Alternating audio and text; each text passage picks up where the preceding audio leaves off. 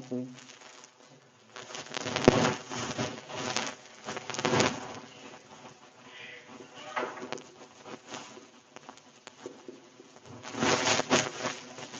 जब मैं कहता हूं कोई करंट कैरिंग सिस्टम, तो तुम्हारे मन में सर्कुलर लूप आना चाहिए, स्ट्रेट वायर आना चाहिए, सोलेनॉइड आना चाहिए, पाइप आना चाहिए, रॉड आना चाहिए। ऐसा कोई भी सिस्टम, क्या उस सिस्टम की वजह से किसी खास जगह पे हमें मैग्नेटिक फील्ड का फॉर्मूला पता था?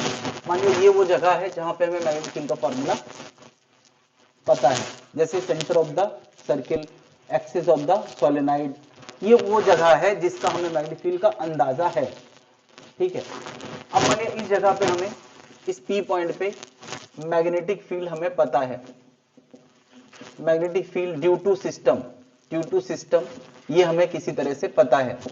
ठीक है, वो ऑब्वियसली यार क्या इस करंट कैरिंग सिस्टम के आई पे डिपेंड करेगा कि नहीं? भाई हमने जितने फॉर्मूले पढ़े हैं करंट की वजह से हैं, तो आई पे तो डिपेंड करेंगे ही।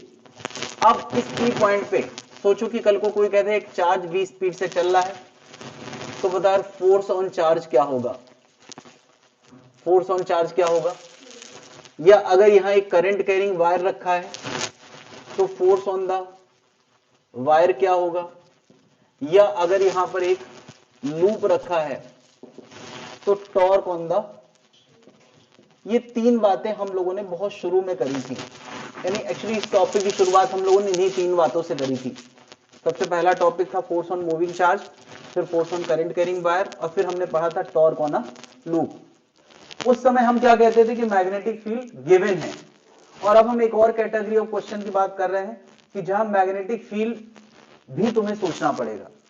यानी ये पूरे क्वेश्चन बिल्कुल अप्लाइड क्वेश्चन हैं। अप्लाइड मतलब कि इन फॉर्मूलों के अलावा तुम्हें बी का फॉर्मूला भी सोचना पड़ेगा। बताओ, फोर्स ऑन मूविंग चार्ज का फॉर्मूला क्या होता है? Q v B sine theta होता है कि नहीं? और बी ड्यू टू सिस्टम, इसका फॉर्मूला भी तुम्हें सोचना पड़ेगा, जो भी होगा हमें नहीं पता कौन सा है। फोर्स ऑन अ वायर का फॉर्मूला क्या होता है? I L B sine theta, और बी ड्यू टू सिस्टम, ये तुम्हें सोचना पड़ेगा, जो इस टॉपिक में हमने अभी अभी एम्पियर्स और बायो सेवर्ट से पढ़ा है। टॉर्क ऑन अ लूप क्या पढ़ा है? N I A B sine theta, तो बी ड्यू टू सिस्टम सोचना पड़ेगा। तो क्या इसमें अब दो फॉर्मूले हो गए कि नहीं? एक तो ये फॉर्मूले जो हमने पहले ही ढंग से कर लिए हैं, इस पे खूब क्वेश्चन कर लिए, और अब बी के भी फॉर्मूलों पे हमने अच्छी खासी प्रैक्टिस कर ली है, तो बी भी हमें पता ही है। तो मैं एग्जांपल दूंगा नहीं, तब तक ये बात कम समझ में आएगी। जैसे मैं कह दूं ये एक सोलेनॉइड है, ठीक है, इस सोलेनॉइड में आई का करंट है, n turn per unit length है, ठीक है, एन दिया है, और यहां पे मैं इसकी एक्सिस पे एक v स्पीड से चार्ज चला रहा हूं, या एक करंट कैरिंग वायर चला रहा हूं, या यहां एक लूप रख दिया है एन टर्न ए रेडियस का। बताओ इस पे लगने वाला फोर्स क्या होगा?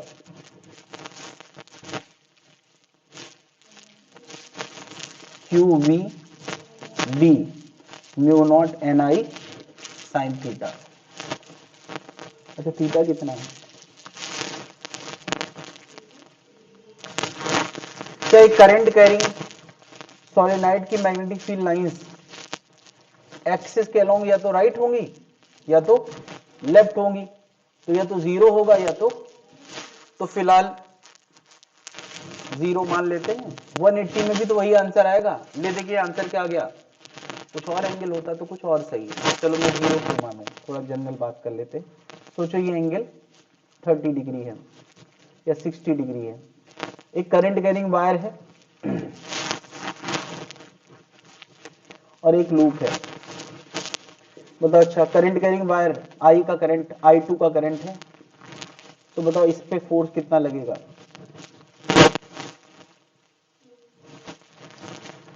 आई एल बी साइन, और बी कितना? Mu naught n I. Torque on a coil क्या होगा? इस कॉइल पे टॉर्क कितना होगा? एन आई एरिया जो भी है पाई स्क्वायर बी साइन 60 है ना। बी कितना म्यू नॉट एन आई। तो यार अब तुम्हें ये फॉर्मूला भी पता होना चाहिए और जिसमें बी की जरूरत पड़ी है मेन फॉर्मूला वो भी पता होना चाहिए। ये बात समझ में आ गई। चलो मुझे बताओ इसी सोलेनॉइड में एक चार्ज ऐसे चल रहा है, करंट कैरिंग वायर ऐसे है और कॉइल ऐसे है, बताओ इन पे फोर्स क्या होगा। जीरो, क्योंकि जीरो एंगल है। टॉर्क कितना होगा जीरो, क्यों, क्योंकि एरिया वेक्टर और मैग्नेटिक फील्ड के बीच का एंगल कितना है 0 डिग्री। चलो अभी मैं कह रहा हूं ठीक है यही वो एक्सिस है और यहां पर एक चार्ज ऐसे चल रहा है, करंट कैरिंग वायर ऐसे है और सर्कुलर लूप ऐसे रखा है, बताओ इस पे फोर्स कितना होगा।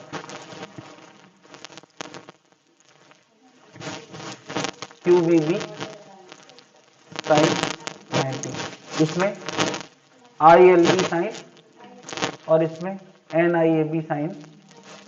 बात समझ गए हैं, एंगल जितना होगा। तो अब बी का फॉर्मूला हमें पता होगा तभी तो ये कर पाएंगे। और अब जो नया फॉर्मूला आएगा वो तो बहुत कॉम्प्लेक्स नजर आएगा। तो क्योंकि क्वेश्चन अप्लाइड है तो हमें दोनों फॉर्मूले पता होंगे तो काम बन जाएगा। क्या जनता समझ पा रही है किस तरह के क्वेश्चन आने वाले।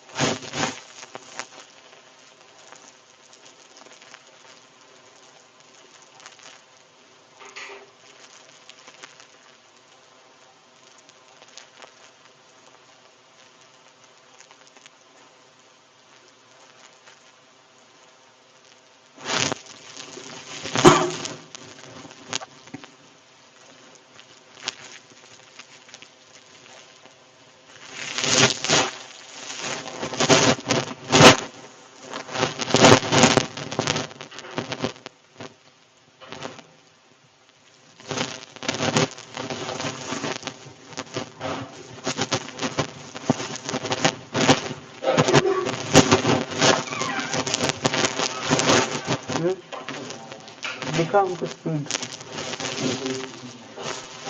दिक्कत है मुझे समझ में, दिक्कत समझ में आ रही है। हाँ हाँ ऑप्टिकल फाइबर तो पड़ी है।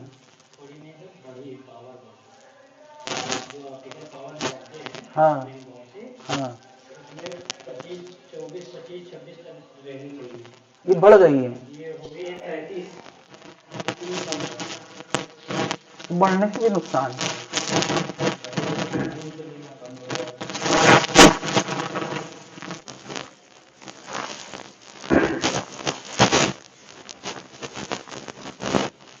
क्यों ये एयरटेल का जो डब्बा है ये आउटडेटेड है क्या, ये डब्बा बहुत पुराना तो नहीं हुआ, बस टेक्नोलॉजी बदलती रहती है ना एयरटेल की। तो नया आ गया, बदलो यार इसको क्यों रखते हैं। ऐसे नहीं बदलना। हाँ क्या करना पड़ेगा, ये दरअसल या तो ये बॉक्स जल जाए, फूटेगा तभी कंप्लीट। मोमबत्ती जला दो, क्या जाए उसका जो अंदर का बोर्ड होता है मतलब मॉडल ना चले।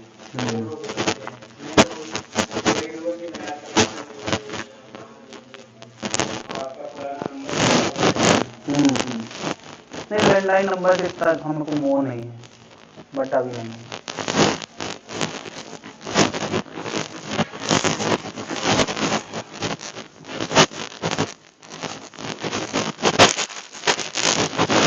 नोट कर लिया क्या दिक्कत।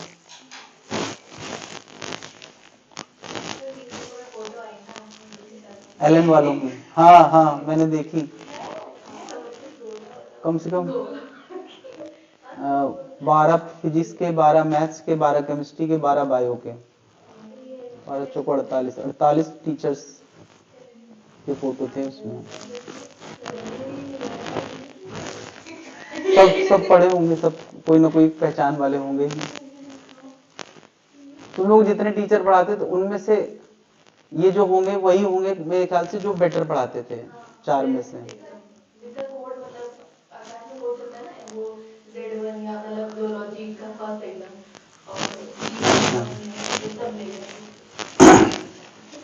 उनको कोड उल्टे रखना चाहिए थे ताकि वो गलती से खराब लोग उठा।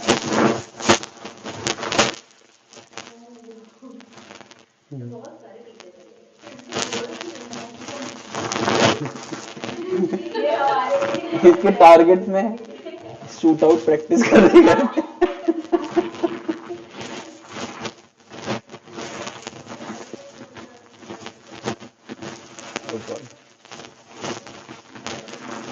बाइजू वैसे अकेडमी चल रहा था। कौन रुक गया? हाँ तो वो खुद तो डूबेगा ही, आकाश को भी डूबा। आकाश अच्छा खासा चलता हुआ सिस्टम था, जब से बाइजू आया तब से उसको ग्रहण लग रहे हैं, खुद भी डूब रहा है। आकाश को एक ही चीज थी जो आकाश बाइजू के पास जो प्रॉफिट देती थी, वो था आकाश। और अब जो है धीरे धीरे उसको भी ग्रहण लगने वाला है। बाइजू जो था इसका संस्थापक, उसको लगता था कि दुनिया जो है सब टैबलेट से पढ़ेगी, टीचर काम खत्म। जबरदस्त वो एनिमेशन दिखाया करता था, यहाँ से a square b square equal to c square. हाँ फिर पढ़ा कितने दिन?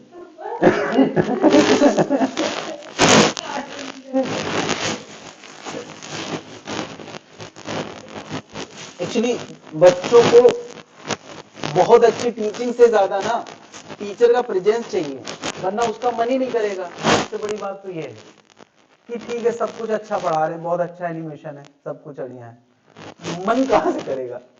मन तो तब करेगा जब थोड़ा सा प्रेशर कहीं की से लगे कि नहीं एक टीचर खड़ा है, वो हमको समझा रहा है। भाई अच्छा समझा रहा हो ना समझा रहा हो, उसके खड़े होने से भी फर्क पड़ता है, नहीं पड़ता है?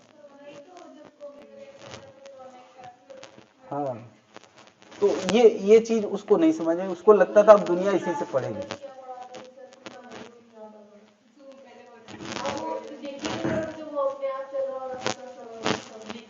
हाँ हाँ उसमें चेहरा नहीं दिखता था।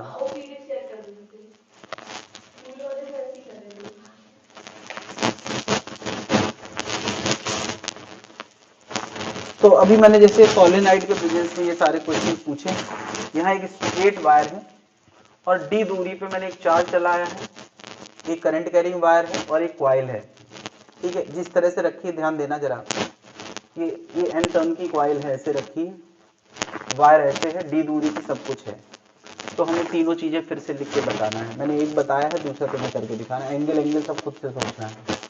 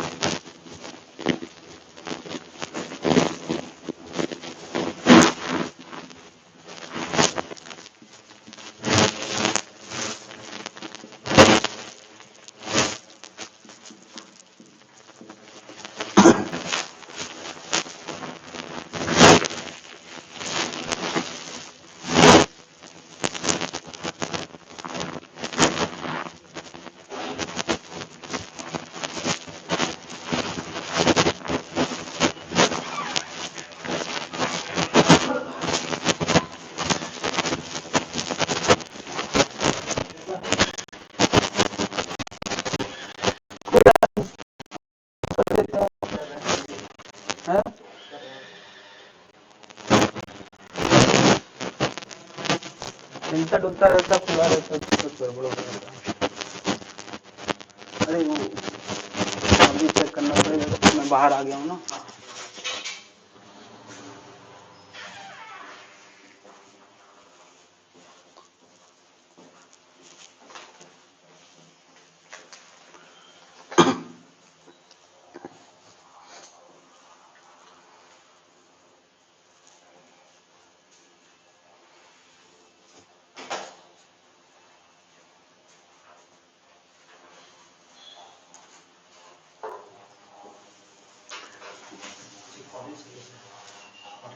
ठीक है, ही बैठ जाइए, इसे खुला रहने दीजिए दरवाजा बस।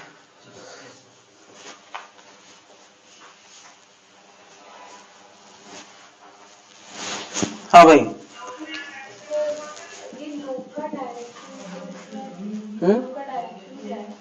किस लूप का?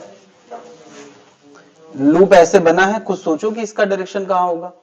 ये लूप इसी प्लेन में है, वायर के प्लेन में, तो बताओ इसका एरिया वेक्टर कहाँ होगा? हाँ, अगर करंट ऐसे है तो अंदर होगा, और अगर ऐसे है तो बाहर होगा।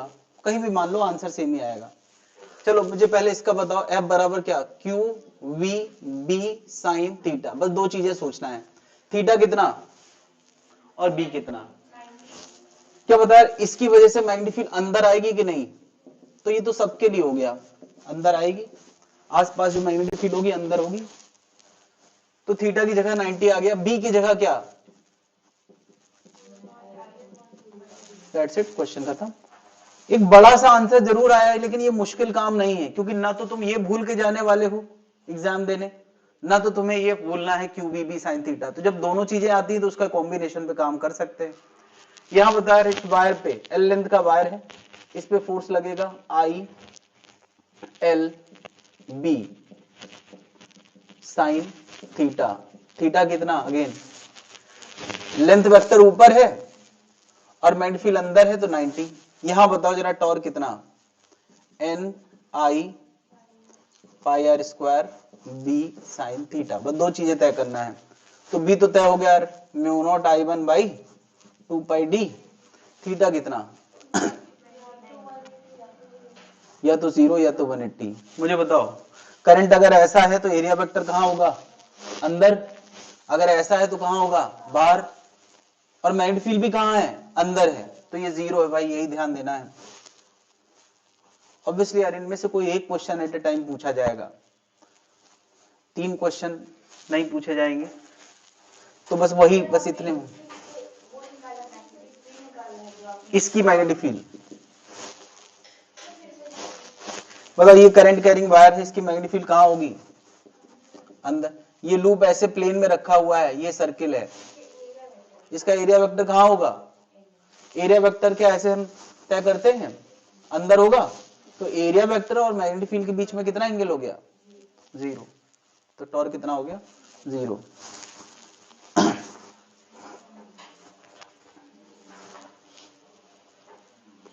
कोई दिक्कत है?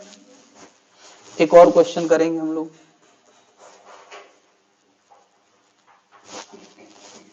मुझे बताओ, ये एक करंट कैरिंग वायर है, उसके प्रेजेंस में कुछ एल लेंथ का एक सर्कुलर स्क्वायर लूप रखा है, ठीक है। मैग्नेटिक फील्ड देने वाला सोर्स कौन है? ये। और फोर्स कौन महसूस करेगा? ये लूप। ये मैग्नेटिक फील्ड का सोर्स है और ये फोर्स महसूस करेगा। तो नेट फोर्स 0 होगा, राइट होगा, लेफ्ट होगा, अप होगा। 4 क्वेश्चन है। इसमें नेट फोर्स होगा भी कि नहीं होगा, और होगा तो कहां होगा? यही ऐसा ही करंट कैरिंग वायर है, और ये एक स्क्वायर लूप है जिसमें कुछ इस तरह से चारों साइड पे I2 का करंट फ्लो कर रहा है, और ये दूरी यहां से d दे रखी है, और इनकी सबकी लंबाई l है, स्क्वायर लूप है।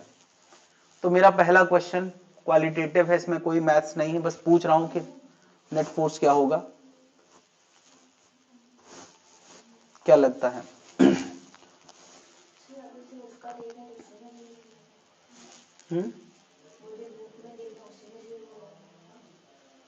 कैसे?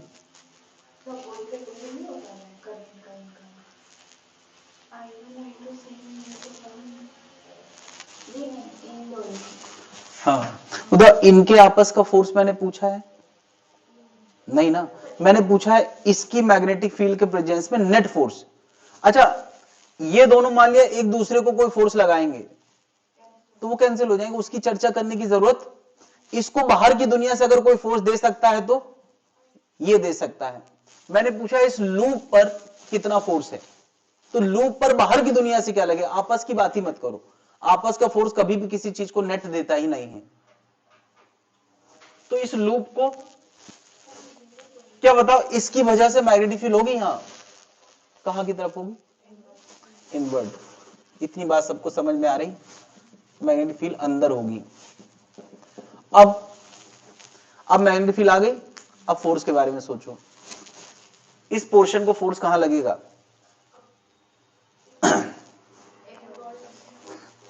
करंट मैग्नेटिक फील्ड कहां लगेगा, लेफ्ट। चलो, इस पोर्शन को फोर्स कहां लगेगा, करंट मैग्नेटिक फील्ड ऊपर। इस पोर्शन को कहां लगेगा, नीचे। और इस पोर्शन को राइट। नेट कितना हो गया, अभी और सोचें जरा, जीरो आंसर नहीं है। चलो मैं तुमसे पूछूं, चलो ये वायर राइट वाले की डिस्टेंस ज्यादा है, तो बताओ इस फोर्स और इस फोर्स में क्या दोनों फोर्स बराबर होंगे। भाई यहां मैग्नेटिक फील्ड स्ट्रांग है तो फोर्स भी ज्यादा लगेगा, वहां मैग्नेटिक फील्ड कम है तो फोर्स कम लगेगा, तो नेट फोर्स कहां आ गया। अच्छा, इसका मामला एक जैसा है तो हम इतना तो समझ सकते हैं इन दोनों का कैंसिल हो जाएगा, मगर इनका कैंसिल, तो नेट कहां आएगा, ये ज्यादा है या ये ज्यादा है। मेरा क्वेश्चन है F1 ज्यादा है या F2 ज्यादा है। मैग्नेटिक फील्ड कहां स्ट्रांग है, पास में स्ट्रांग है या दूर में, तो फोर्स भी किसका ज्यादा होगा, तो नेट फोर्स कहां आएगा, नेट फोर्स लेफ्ट आएगा, यही उसका आंसर है। ठीक है, अगला क्वेश्चन है कितना आएगा अगला क्वेश्चन है कि नेट फोर्स कितना आएगा, ये क्वेश्चन है भाई, फेमस क्वेश्चन है, मैग्नीट्यूड ऑफ नेट फोर्स बताना है। अच्छा, इनका कैंसिल हो रहा है क्योंकि दोनों के हालात एक जैसे हैं, इसका निकालने का प्रयास भी मत करना क्योंकि उसमें इंटीग्रेशन इन्वॉल्व होगा, है ना। अगर एक साइड का भी पूछ लिया जाए, मैं बस इतने पे इंटरेस्टेड हूं कि नेट फोर्स कितना होगा, तो तुम्हें किससे किसको घटा देना है, बस इतना करना है।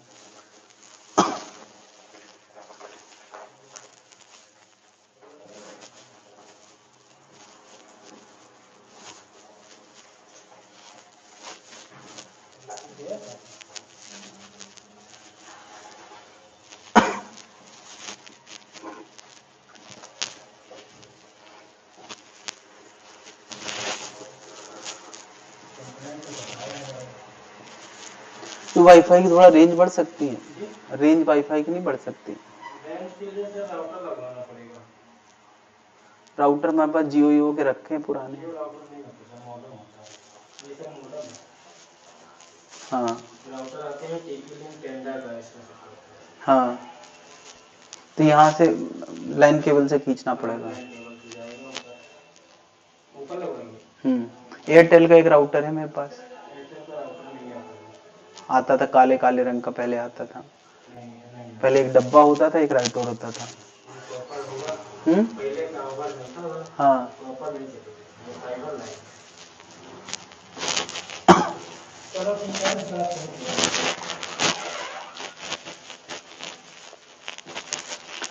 तो बताओ F1 minus F2 net force कितना आएगा, F1 माइनस F2 ये नेट फोर्स है, और कहां आएगा, लेफ्ट, क्योंकि हमने F1 ज्यादा वाले से कम वाले को घटाया है।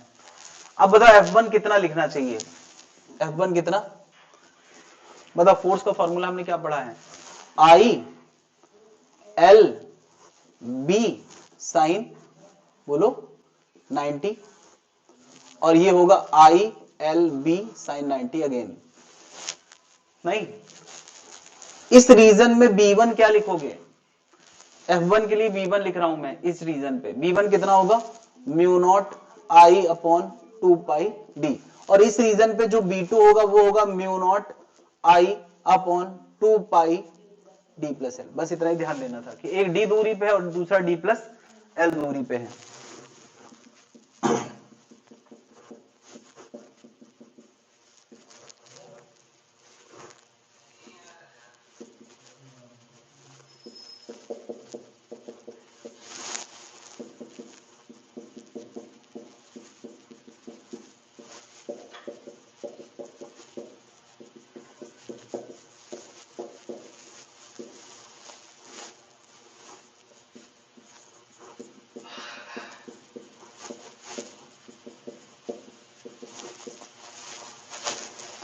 क्लियर भाई लोग?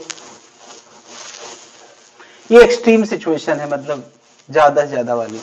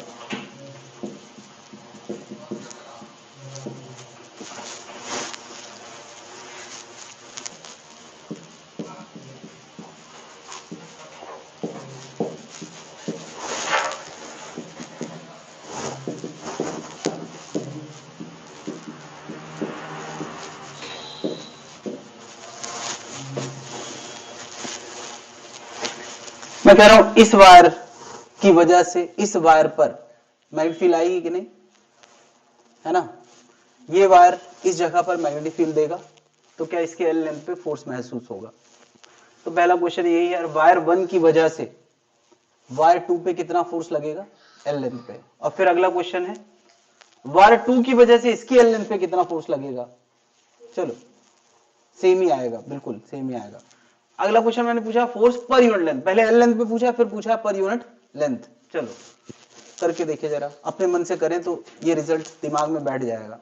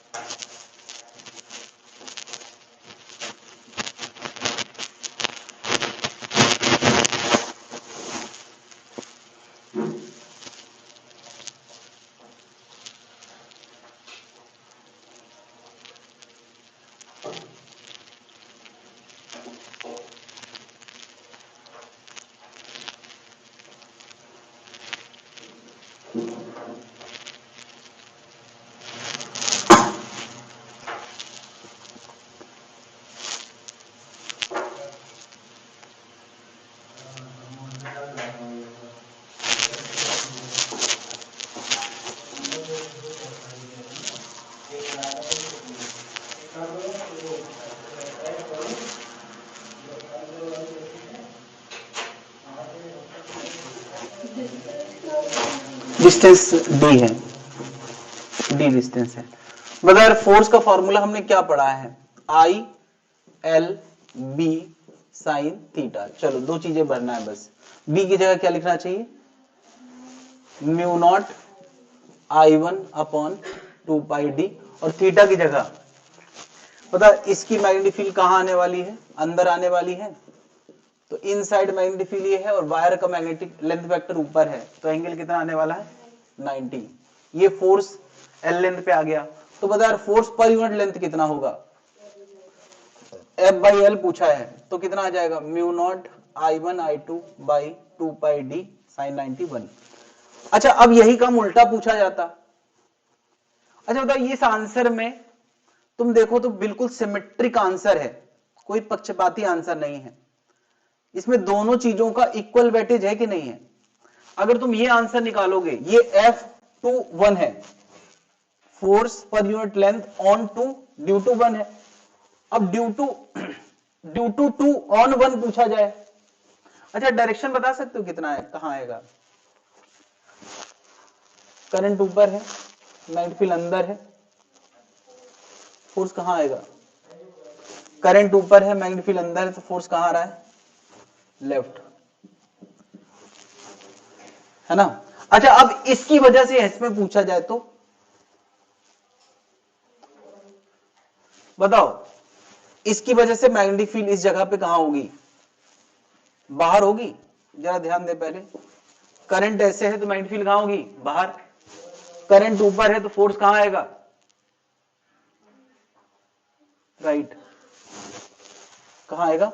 अच्छा ये बात हम न्यूटन के थर्ड लॉ से पहले से जानते हैं, अगर इस वायर ने इसको फोर्स लेफ्ट दिया है तो ये वायर इसको राइट फोर्स देगा ही, क्योंकि न्यूटन का थर्ड लॉ कहता है कि अगर एक ने दूसरे को दिया तो दूसरे ने पहले को, ये थर्ड लॉ को फेल हो जाता, वरना तो हम एक पता कर ले तो दूसरा अपने आप आ जाएगा, क्योंकि ये म्यूचुअल फोर्सेस होते हैं, है ना। और इसका आंसर कोई F1 बाई एल लाएगा तो वो आंसर कितना आएगा, mu naught I1 I2 by 2 pi D.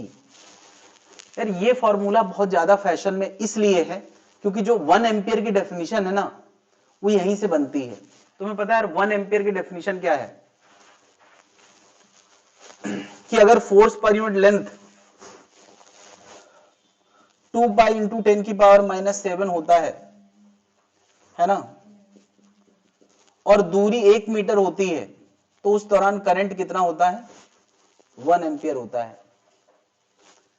Definition क्या है कि वायर में 1 एम्पियर करंट तब होता है जब दोनों में लगने वाला फोर्स 2 इंटू 10 की पावर -7 न्यूटन होता है। ये एम्पियर की डेफिनेशन है। 1 एम्पियर क्या होता है, 1 एम्पियर का मतलब है if 2 wire are placed at 1 meter and force between them is 2 into 10 की power -7 Newton, the current will be 1 ampere. ये 1 एम्पियर की डेफिनेशन यहां से, इसलिए ये बातें हम लोग ज्यादा कर रहे हैं। बात क्लियर है। अच्छा ये फोर्स एट्रैक्टिव नेचर का है या रिपल्सिव नेचर का है, एट्रैक्टिव है, फिलहाल हमने एट्रैक्टिव। तो देखो यार जब सेम डायरेक्शन में है, ये दे दीजिए, जब करंट सेम डायरेक्शन में तो ये नेचर कैसा आया है, एट्रैक्टिव। तो तुम अगर इसका उल्टा ये दे दीजिए,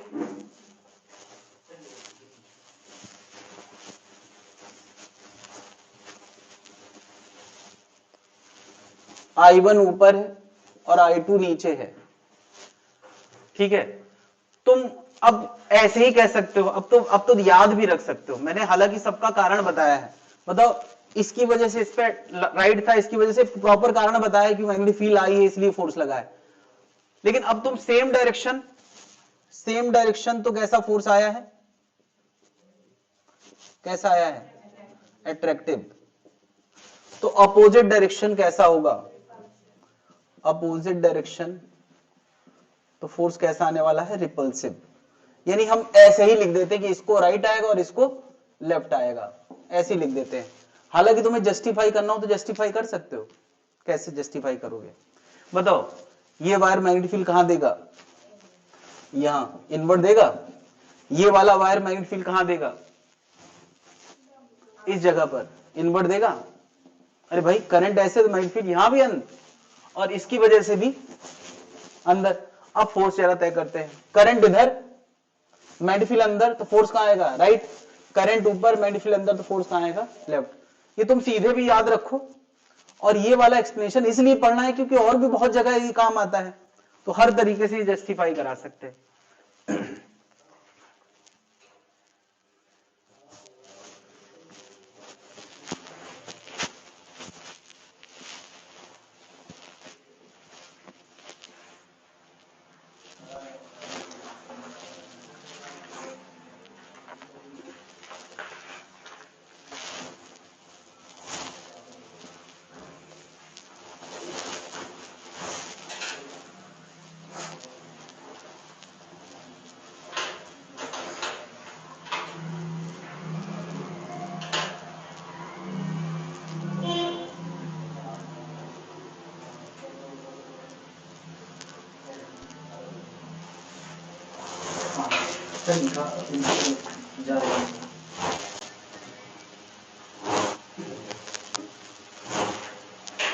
नेट चेक किया आपने? हाँ सर, ठीक।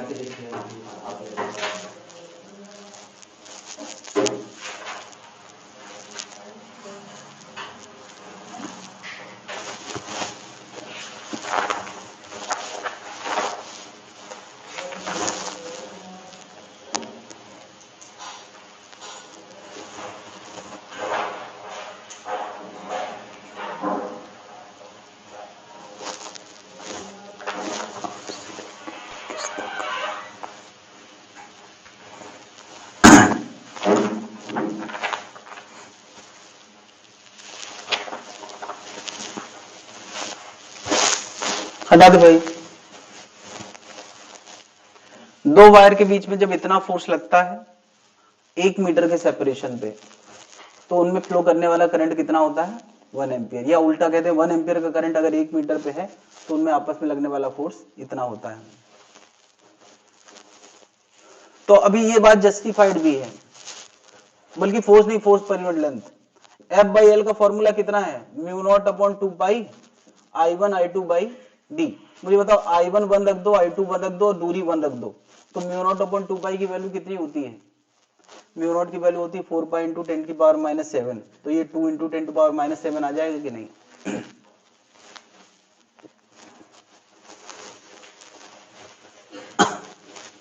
हटा दे भाई। साइंटिस्ट ने पता है ये फोर्स पहले देखा है, ये थ्योरी सब मैथमेटिक्स बाद में आई है। मतलब ये ऑब्जर्वेशन कि दो करंट कैरिंग वायर में फोर्स पर यूनिट लेंथ लगता है, ये लोगों ने पहले देखा। और करंट क्या चीज है ये बहुत बाद में जाने, मतलब करंट चार्ज का फ्लो है ये बहुत बाद में जाने। यानी ये सब इफेक्ट पहले ही देख लिए गए थे कि वायर के अंदर कुछ है जिस वजह से ये हो रहा है। अब वो कुछ क्या है उसको समझने में बाद में बहुत टाइम लगा।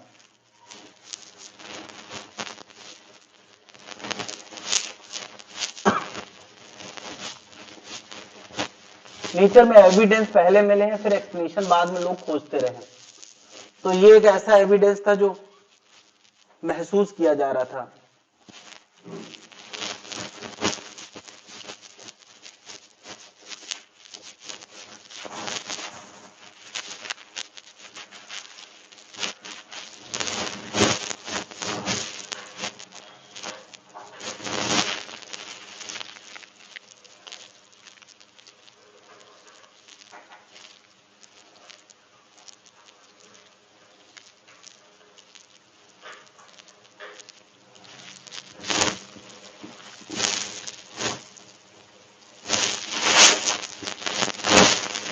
तो अगला टॉपिक है परमानेंट मैग्नेटिज्म।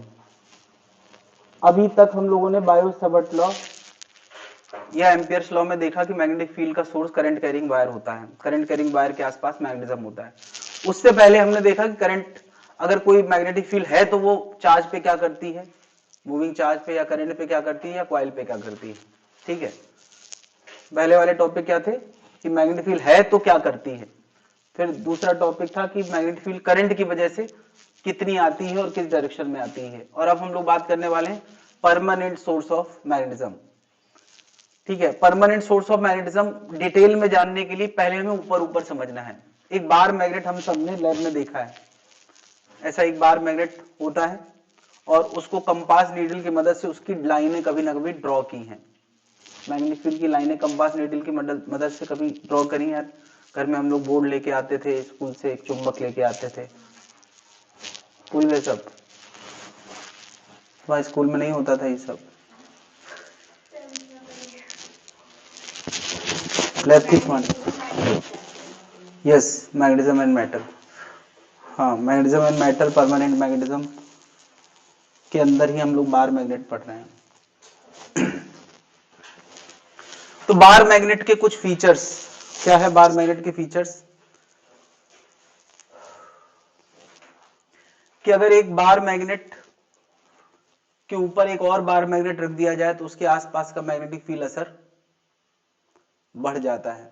अगर सेम पोलैरिटी में नॉर्थ से नॉर्थ मिला के, साउथ से साउथ मिला के रख दो तो आसपास का मैग्नेटिज्म बढ़ जाता है। उल्टी पोलैरिटी में रख दो तो कम हो जाएगा। अगर उसके टुकड़े कर दो, दो टुकड़े कर दो तो क्या मैग्नेटिज्म रहेगा कि नहीं रहेगा? है ना, रहेगा। और जैसा मैग्नेटिज्म इसका था वैसी मैग्नेटिज्म इसका रहेगा, बस वीक हो जाएगा।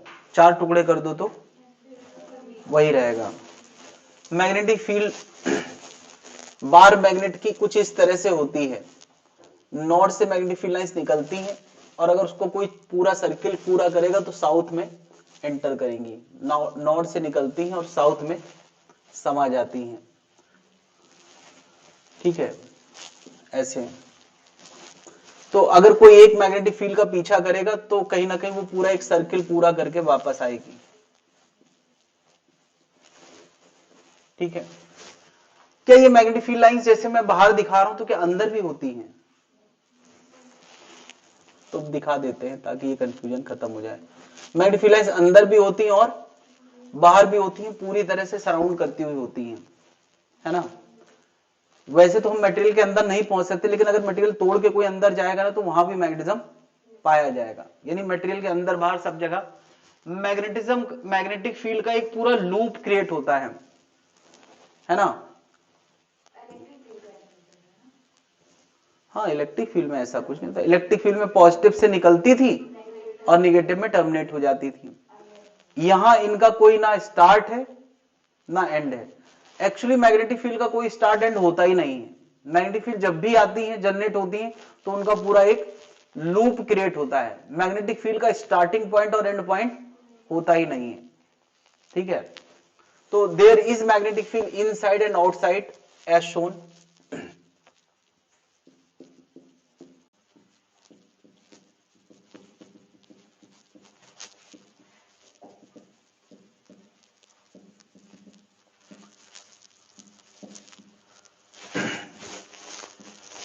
तो अब क्या, अगर हम किसी पी पॉइंट पे मैग्नेटिज्म महसूस करना चाह रहे हैं तो तुम्हारे पास क्या तरीका है?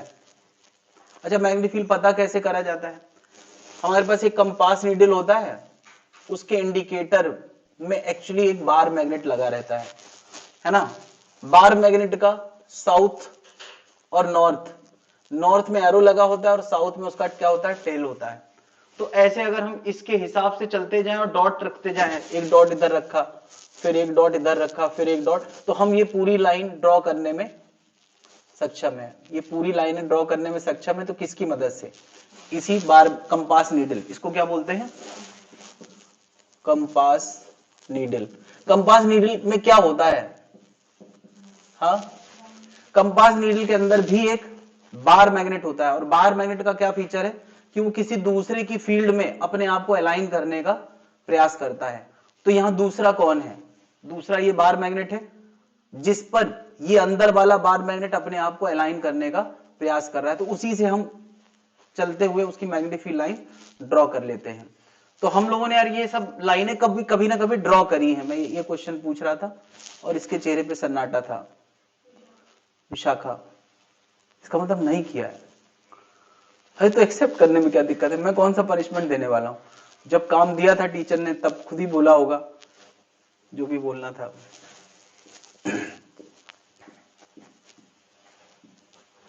तो अब किसी के दिमाग में कभी कभी ये जाता है कि भाई नॉर्थ से निकलती है, साउथ में समा जाती है, तो अगर इसके 2 टुकड़े कर देंगे तो क्या मिलेगा?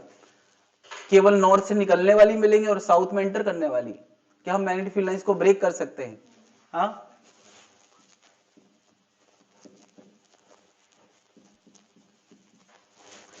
एक बार मैग्नेट के अगर मैं 2 टुकड़े कर दूं तो वो फिर से एक नया bar magnet with a pair of north south create होता है। मतलब हमने एक बार मैग्नेट के 2 टुकड़े कर दिए हैं, तो ऐसा नहीं कि नॉर्थ अलग और साउथ अलग किया जा सकता है। क्या होगा? फिर से एक नया नॉर्थ साउथ क्रिएट हो जाएगा और इसका अपना एक मैग्नेटिक फील्ड पेयर होगा, है ना, ऐसा। इसका भी अपना एक मैग्नेटिक फील्ड पेयर होगा, ऐसा। लेकिन क्या पहले जितनी मैग्नेटिक फील्ड थी उतनी ही रहेगी या कम हो जाएगी? हाँ, तो हम कह सकते हैं यार magnetic field intensity is reduced, लेकिन अ न्यू NS पेयर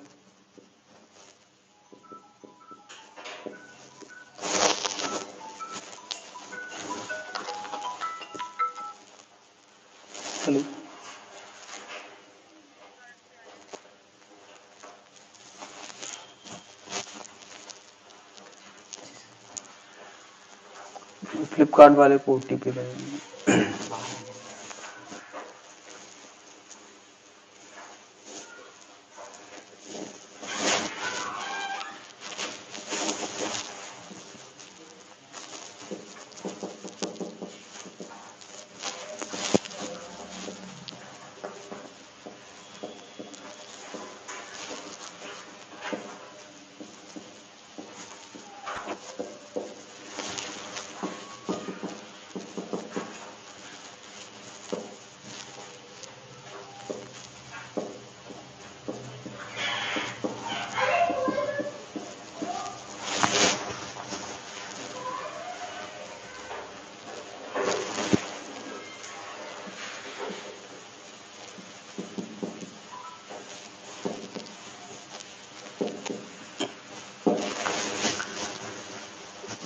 मैं अगर याद हो तो हम लोग ऐसा करंट कैरिंग लूप देखते थे, उसकी मैग्नेटिक फील्ड लाइंस कैसी होती थी,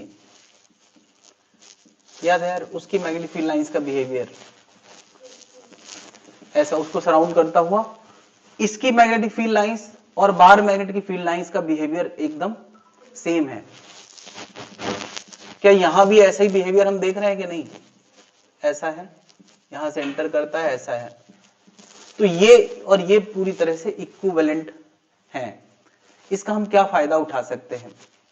इसका हम ये फायदा उठा सकते हैं कि इसके सेंटर से x दूरी पे हमने B का एक फॉर्मूला देखा है, क्योंकि मैग्नेटिक फील्ड लाइंस एक जैसी हैं तो उनका मैग्नेटिक फील्ड बदलाव भी एक जैसा होगा।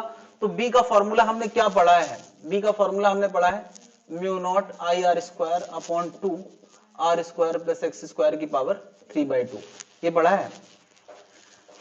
मैं इसमें थोड़ा बदलाव कर रहा हूं इस फॉर्मूले में। इसमें मैं क्या कर रहा हूं, 2 पाई से ऊपर और 2 पाई से नीचे मल्टीप्लाई कर रहा हूं, ठीक है? तो ये कितना हो गया, म्यू नॉट अपॉन 4 पाई और ऊपर आ गया 2 आई पाई आर स्क्वायर। अच्छा, एन टर्न भी होते तो एन भी आता है यहां। अगर ये एन टर्न की कॉइल है तो एन भी आता कि नहीं? Divide by R square plus X square की पावर 3/2। अच्छा, म्यू नॉट अपॉन 4 पाई ये बड़ा पहचाना हुआ कांस्टेंट है। पाई आर स्क्वायर क्या होता है? एरिया। अरे पाई आर स्क्वायर क्या होता है? एरिया। तो ये बन गया N I A upon R square plus X square की power 3/2। Mu naught upon 4 pi N I A, ये कब पढ़ा हम लोगों ने? टॉर्क वाले टॉपिक में। इसका नाम होता था मैग्नेटिक मूवमेंट। इसको हम लोग म्यू वेक्टर से रिप्रेजेंट करते थे, डिवाइड बाई के R square plus X square की पावर 3/2। अच्छा, इसी में अगर x is very very less than greater than r होता था तो b का आंसर हम पता है क्या लिख सकते हैं? Sorry, mu naught upon 4 pi 2 mu upon r cube. कोई दिक्कत है भाई? तो मैं कह रहा हूं कि यार इसके b का बिहेवियर कुछ ऐसा है फाइनाइट डिस्टेंस के लिए और ऐसा है लार्ज डिस्टेंस के लिए। तो क्या इसका मैग्नेटिक फील्ड बिहेवियर भी सिमिलर ही होना चाहिए? अच्छा, अच्छी बात यह कि यहां भी हम B के बारे में बात कर रहे हैं, जो टेस्ला वाली चीज है, टेस्ला यूनिट की। यहां भी हम B के बारे में बात कर रहे हैं जिसकी यूनिट क्या है? टेस्ला। तो हम बिल्कुल ही एक्सपेक्ट कर सकते हैं कि फॉर्मूले के लुक में कोई अंतर नहीं आएगा। यानी यहां से इसके सेंटर से x दूरी पे B का फॉर्मूला मैं लिख रहा हूं, वो होना चाहिए mu naught upon 4 pi 2 something upon R square plus X square की पावर 3/2। क्या इसमें अंतर नहीं होना चाहिए? लॉजिक क्यों है? क्योंकि वो भी B के बारे में बात है, ये भी B के बारे में बात है। उसका भी मैग्नेटिक फील्ड बिहेवियर वैसे ही है, इसका भी मैग्नेटिक फील्ड बिहेवियर एक जैसा है। बस एक समस्या है कि यहां ये जो म्यू था, इसका फर्दर फॉर्मूला था क्या? NIA, जिसमें I करंट है जो उसमें देखा जा सकता है, A उसका क्रॉस सेक्शन एरिया है जो उसमें देखा जा सकता है। उसकी प्रॉपर डेफिनेशन, प्रॉपर विजुअलाइजेशन है। लेकिन यहां एक टर्म आना चाहिए। अच्छा बताओ, NIA की यूनिट क्या है? Ampere metre square. नहीं, तो क्या यहां भी एक टर्म आना चाहिए जिसकी यूनिट क्या होगी? Ampere metre square. गारंटीड से वही यूनिट होना चाहिए क्योंकि बाकी सब वही है। बट उस एम्पियर मीटर स्क्वायर का कोई विजुअलाइजेशन फिलहाल हमारे पास, तो मैंने उसको कैपिटल M नाम दे दिया है ना? कैपिटल M का वही रोल है जो उस टॉपिक में किसका रोल था, म्यू का। उसको हम magnetic dipole moment of coil बोलते थे और इसको हम magnetic dipole moment of bar magnet बोल रहे हैं। कैपिटल एम क्या है यहां पर, magnetic dipole moment of bar magnet. यार ये कुछ बहुत ऑब्वियस कारण से हमने दोनों के फॉर्मूले सिमिलर लिखे हैं। अब बताओ लार्ज डिस्टेंस है अगर, तो बी का फॉर्मूला यहां क्या बन जाएगा, mu naught upon 4 pi 2m upon R cube.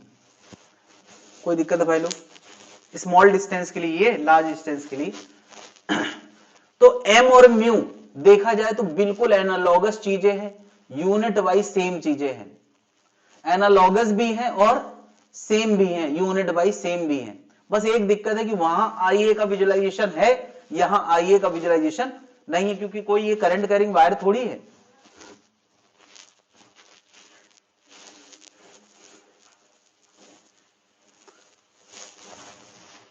Concentration अच्छा है, अपनी दुनिया अलग, बाकी की दुनिया।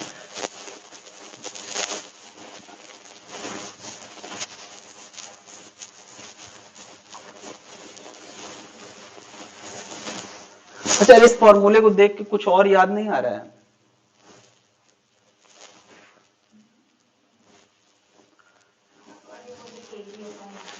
एक इलेक्ट्रिक डाइपोल में x दूरी पे इलेक्ट्रिक फील्ड का formula x very very greater than l के लिए हमने फॉर्मूला पढ़ा था 1/4 पाई एप्सिलॉन नॉट,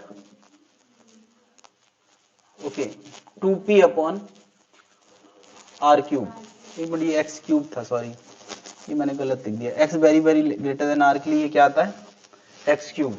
तो यहां क्या आता था सही कर ले, वो आर क्यूब नहीं एक्स क्यूब आता है। क्या इलेक्ट्रोस्टैटिक में भी तो हमने ऐसी ही बात करी थी, अब बल्कि उसमें हमने म्यू का नाम मैग्नेटिक डाइपोल मोमेंट रखा ही इसीलिए था। क्यों?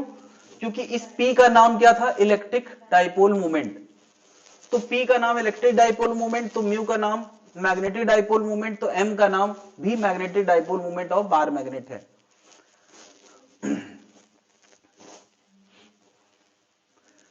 क्या इतनी बात जनता को समझ आ रही? अच्छा, M और म्यू में कोई सिमिलैरिटी नहीं है। म्यू का फॉर्मूला NIA था, M का हम NIA नहीं लिख सकते हैं, तो हम किसी और से मैच करा देते हैं। अच्छा बताओ, P का फॉर्मूला क्या होता था? P का फॉर्मूला होता था बीच का gap, that is 12 into Q, जो इसका चार्ज होता था। यानी एक तरफ वाला जो पोल है उसके मैग्नीट्यूड को रिप्रेजेंट करने के लिए Q होता है। Q क्या होता है, एक चार्ज या एक पोल की स्ट्रेंथ, नहीं। तो बाय द सेम लॉजिक हम कैपिटल M का फॉर्मूला भी ऐसे ही डिफाइन करने वाले हैं। कैपिटल M का फर्दर हम क्या फॉर्मूला डिफाइन करने वाले हैं, वेयर कैपिटल M बराबर, अगर इसकी दूरी इधर L और इधर L है, तो जैसे यहां लेंथ की बात करते थे यहां भी लेंथ की बात कर सकते हैं, है ना। और वहां चार्ज की बात करते थे, यहां स्मॉल m मैंने इस बार मैग्नेट के एक पोल की स्ट्रेंथ इमेजिन करी है। ये हमने जबरदस्ती मैच कराने के चक्कर में चार्ज जैसा एक एनालॉगस टर्म डिफाइन किया है, जिसका नाम रखा गया है क्या, पोल स्ट्रेंथ। इसका नाम क्या होगा, स्मॉल m, यहां पर क्या है, पोल स्ट्रेंथ। कैपिटल M अलग था, ये ध्यान रखना यार। कैपिटल M के फॉर्मूले में स्मॉल m आया है, कैपिटल M को हम मैग्नेटिक मोमेंट कहते थे, और स्मॉल m का नाम क्या रखा है, पोल स्ट्रेंथ। तो यार हम एक्चुअली करने क्या वाले हैं कि बहुत सारी चीजें जो इलेक्ट्रोस्टैटिक में हमने पढ़ी हैं, वो चीजें हम इस टॉपिक में भी इंट्रोड्यूस करने वाले हैं, ताकि हमें ज्यादा दिमाग में रखना ना पड़े और सब कुछ बहुत पैटर्न नजर आए। तो यार इतनी चीजें तो सबको मैच करती हुई दिख ही रही हैं। बताओ यहां क्या क्या एनालॉगस हो गया और क्या क्या यूनिट वाइज सेम हो गया। P, M और म्यू एनालॉगस हो गया कि नहीं? इसके फॉर्मूले को फर्दर हमने 12 इंटू स्मॉल m लिखा है, इसके फॉर्मूले को हमने क्या लिखा है, 12 इंटू क्यू। इसमें ऐसी कोई बात हम नहीं कर सकते। इसका फॉर्मूला हमने लिखा है क्या, NiA। तो यहां क्यू किसके एनालॉगस हो गया, स्मॉल m के एनालॉगस हो गया, एनालॉगस हो गया। अच्छा, इन दोनों की यूनिट सेम है, इनकी यूनिट सेम है क्योंकि ये एक ही पर्पस के लिए यूज हुई है। वो भी मैग्नेटिक फील्ड लाने के लिए पर्पस यूज हुआ है, ये भी मैग्नेटिक फील्ड के पर्पस से यूज हुआ है। अब कुछ और बातें मैं याद दिला रहा हूं जो तुमने ऑलरेडी सेम पढ़ रखी हैं, तो तुम्हें पूरा पैटर्न समझ में आएगा। हम लोग यार 3 टॉपिक को मैच कराने वाले, 2 टॉपिक ऑलरेडी करा चुके हैं। हाँ भाई, एक्सियल पोजीशन में इलेक्ट्रिक फील्ड का फॉर्मूला एक इलेक्ट्रिक डाइपोल के पास ये होता था लॉन्ग डिस्टेंस में, तो क्वाइल में ये दिखाया हमने और बार मैग्नेट में हमने ये दिखाया। ये बात सबको समझ आ गई, पहली लाइन। कुछ और बातें क्या बताओ, एक इलेक्ट्रिक डाइपोल अगर किसी एक्सटर्नल इलेक्ट्रिक फील्ड में रखा होता था थीटा के एंगल पे, तो उस पे टॉर्क लगता था और उसकी पोटेंशियल जी होती थी कॉस थीटा। तो क्या यही बात अभी अभी हमने क्वाइल में नहीं पढ़ी है? क्या अगर एक क्वाइल थीटा के एंगल पे रखी हो,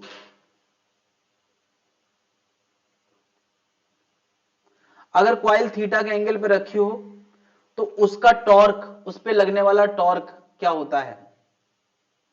ऐसे क्वाइल रखी हो, यार क्वाइल बन नहीं रही है, तुम समझो यहां क्वाइल रखी है और उसका एरिया वेक्टर और मैग्नेटिक फील्ड के बीच में थीटा एंगल है, तो टॉर्क लगने वाला क्या होता था? Mu B sine theta. तो यहां क्या होना चाहिए? ऐसा देखा जाता है कि एक बार मैग्नेट को भी अगर एक्सटर्नल मैग्नेटिक फील्ड में रखेंगे तो वो सीधे उसके अलोंग अलाइन होने का प्रयास करते हो, जैसा इसके लिए बिहेवियर है म्यू बी साइन थीटा। और भाई म्यू और कैपिटल एम तो बिल्कुल सेम यूनिट की चीजें हैं, तो इसका फॉर्मूला क्या बन जाएगा? M B sine theta. बताओ, ये minus mu B cos theta हमने उसी टॉपिक में पढ़ा था कि नहीं? तो यहां पोटेंशियल जी का फॉर्मूला क्या बन जाना चाहिए? अच्छा, जो क्वेश्चन यहां एसोसिएटेड होते थे वही यहां भी एसोसिएट हो जाएंगे कि नहीं? क्या जनता समझ पा रही है? अब इतनी चीजें तो सबको मैच करती हुई दिखी गई। कुछ और याद दिला रहा हूं, क्या बताओ, इलेक्ट्रोस्टैटिक में 2 चार्जेस अगर आर दूरी पे है तो फोर्स का फॉर्मूला क्या होता है? के Q1 Q2 by R square, सबने पढ़ा है। और एक चार्ज की इलेक्ट्रिक फील्ड आर दूरी पे क्या होती है? के क्यू बाई आर स्क्वायर। ये ध्यान देना भाई, ध्यान देना जरा। अब ऐसी बातें हम क्वाइल में तो कर ही नहीं सकते हैं। क्यों नहीं कर सकते? क्योंकि क्वाइल में अलग अलग पोल जैसी कोई बात है ही नहीं। लेकिन क्या बार मैग्नेट में हमने एक प्लस पोल माइनस पोल यानी पोल स्ट्रेंथ जैसा टर्म, चार्ज जैसा टर्म डिफाइन किया है कि नहीं? तो क्या यहां भी हम कह सकते हैं कि 2 पोल M1 M2 के अगर अगल बगल रखे हैं, वैसे मैं बता दूं केवल 2 पोल अलग से लिखना या होना संभव नहीं है। जब भी कहीं 2 पोल अलग अलग मैग्नेट के आएंगे तो वो 4 आएंगे एक साथ। बट अगर कोई हम 2 पोल की एनालिसिस करना चाहें तो उनके बीच में 2 पोल अगल बगल आर दूरी पे रखे, उनके बीच में क्या फोर्स लगेगा? तो अगर सेम पोलैरिटी के पोल हैं, नॉर्थ नॉर्थ के पोल हैं, तो वो फोर्स लगाएंगे। अच्छा बताओ, अब तुम्हें समझ आ रहा है इतनी देर से कि जहां पहले 1/4πε यानी के आता था वहां μ0/4π आता है। तो फोर्स के फॉर्मूले में 1/4πε जहां आता था वहां क्या आएगा? जहां Q1 Q2 आता था वहां क्या आएगा? M1 M2 by R square. क्या जनता समझ पा रही? 2 पोल आपस में इस तरह से अट्रैक्ट या रिपल करते हैं। नॉर्थ नॉर्थ आपस में रिपल करेंगे और नॉर्थ साउथ आपस में, अगर उनका अट्रैक्शन या रिपल्सन तय करना है तो बिल्कुल कूलाम जैसा फॉर्मूला हम यहां भी बना सकते हैं। अच्छा, जैसे इलेक्ट्रिक फील्ड की वहां रिक्वायरमेंट लगी थी तो हमने इलेक्ट्रिक फील्ड का फॉर्मूला क्या बनाया था? आर दूरी पे क्यू चार्ज कितनी फील्ड देता है? के क्यू बाई, तो वहां क्या बनना चाहिए? μ0/4π स्मॉल m। ये सब भरे जरा, दिखे सब सब कुछ मैंने इलेक्ट्रो से मैच करा दिया और यहां असीमित संभावना है क्वेश्चन बनाने की। क्यों? क्योंकि इलेक्ट्रो में हमने इतने सारे क्वेश्चन पढ़े तो यहां भी हो सकते हैं, बट फैशन नहीं चल रहा है इसमें। बहुत सतही क्वेश्चन जो जो आते हैं वो हम कवर करेंगे।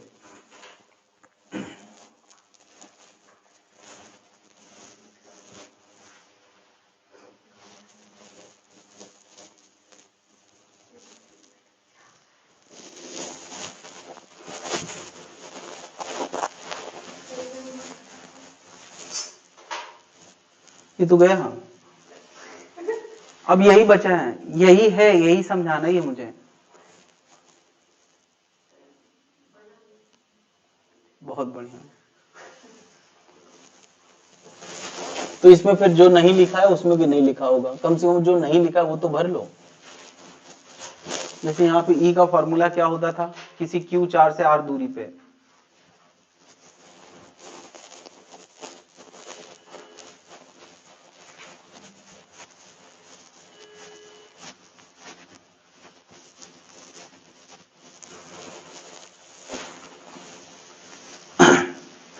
किसी Q4 से R दूरी पे इलेक्ट्रिक फील्ड का फॉर्मूला होता था 1/4πε0 Q/r²। तो एक M के पोल से R दूरी पे E का फॉर्मूला क्या होगा, μ0/4πm/r²। लेकिन एक समस्या है, जैसे एक चार्ज दुनिया में एग्जिस्ट करता है, एक पोल कभी अलग से एग्जिस्ट, लेकिन हम फॉर्मूला जरूर उसका बना सकते हैं। भाई ठीक है, दो पोल एग्जिस्ट करते हैं तो क्या हम दोनों का रिजल्टेंट भी तो निकाल ही सकते हैं वेक्टर मेथड से? नहीं।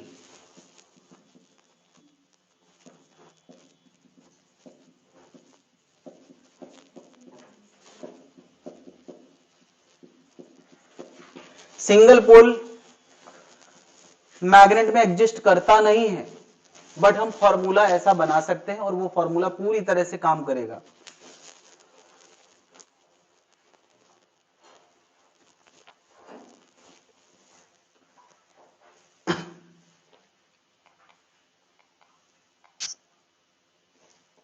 ठीक है, तो आज इतना ही रखते हैं, अगली क्लास में इसका होमवर्क मिलेगा, अभी इसका कोई होमवर्क नहीं है।